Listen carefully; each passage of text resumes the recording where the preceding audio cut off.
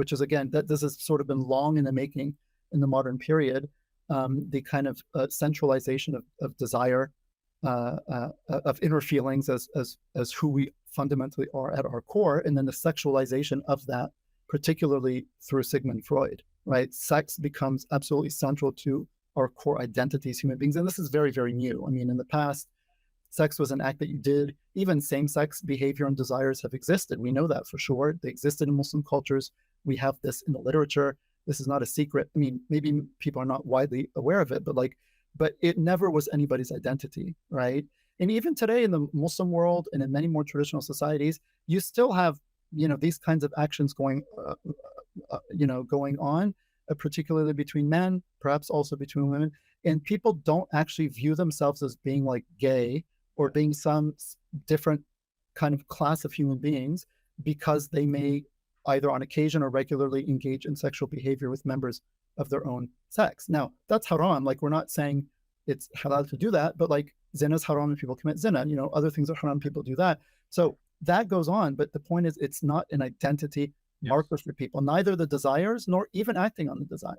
It's becoming more so because the Western paradigm continues to be exported and, universalized, and it becomes the one norm that everyone is expected to follow, right? So Muslim societies themselves are taking on, I was told actually when I was in Egypt in the mid-90s studying Arabic, it was still very, very common in the streets of Cairo, in all districts and all social classes, to find men walking around holding hands and hooking arms and even fingers interlaced. Very, very normal. I'm told today in Cairo that's not done anymore, except in the poorest, least, modernized classes. Everyone else, they'll say, oh, it's gay. Where did they get that from? No one conceived that as being gay 25 years ago. Right. And now men in Cairo or whatever won't hold hands because they have a Western conception of what that means. Some of the, I'll never forget my landlord in Saudi Arabia, they have some of the qaba'ah, some of the tribes, they grab you, each one grabs the beard of the other, and then they kiss your nose. Okay. That's something that's completely normal. And so I was not in Rochester, huh? Or not so state. You'd be, definitely labeled. But that's a really important point, and I especially appreciate that you mentioned that this is something that even the advocates of it recognize, right? Freud, and Foucault even recognize that that conflating, or let's say generating an identity based off of your desire in general or your sexual desire specifically is something completely new, completely unprecedented, honestly, in history. And so for people who are trying to make an argument by saying that's well, this is just who they are, well, then we have the right to ask, what if you did this with every desire? And what if you did this with every proclivity, right? If somebody has, who wants to steal, or somebody who wants to even just cheat on their spouses, in general, forget, same sex or opposite sex. Do we now construct an identity around that and defend it? And say, well, this person is just a cheater or a swinger or a larcen or this, and then, roll a pedophile. I mean, obviously this comes up a lot too, yeah.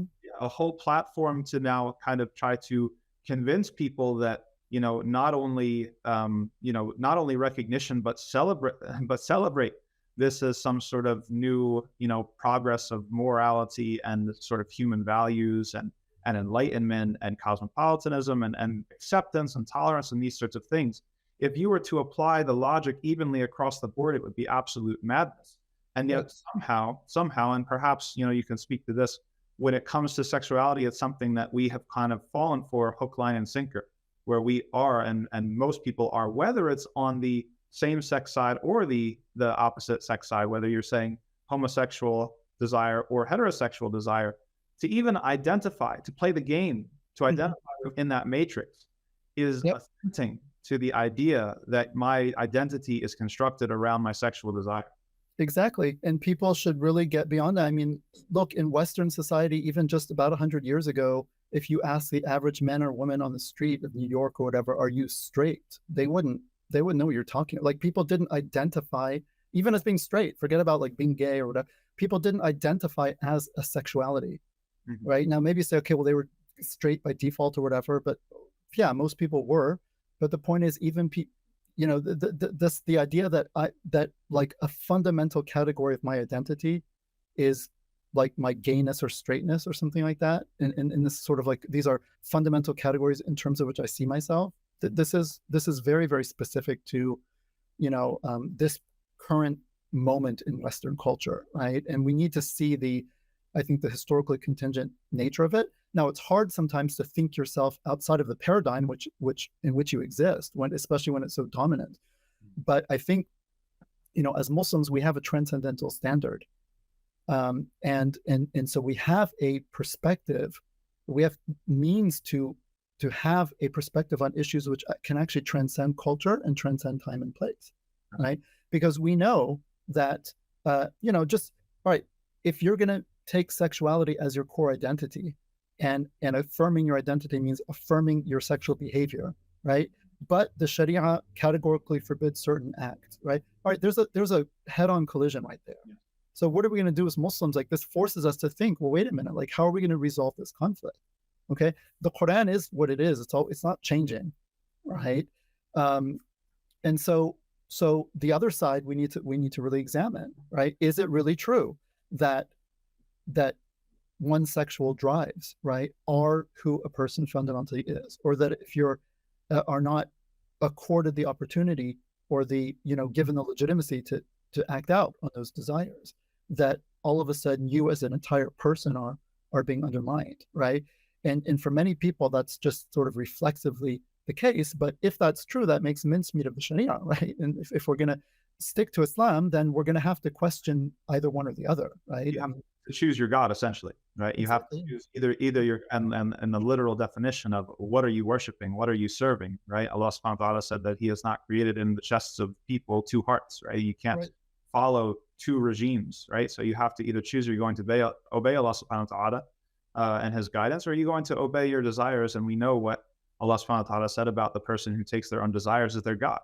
And it's so interesting to me, the ayats of the Quran there, that, you know, they continue to have more and more valence, right? And more application as time continues to unfold. You know, maybe when that ayah was reflected upon 1,000 years ago, you know, there were various ways in which its interpreters and its ponderers could understand it. But I feel like as we continue to live, even more ways in which this ayah applies.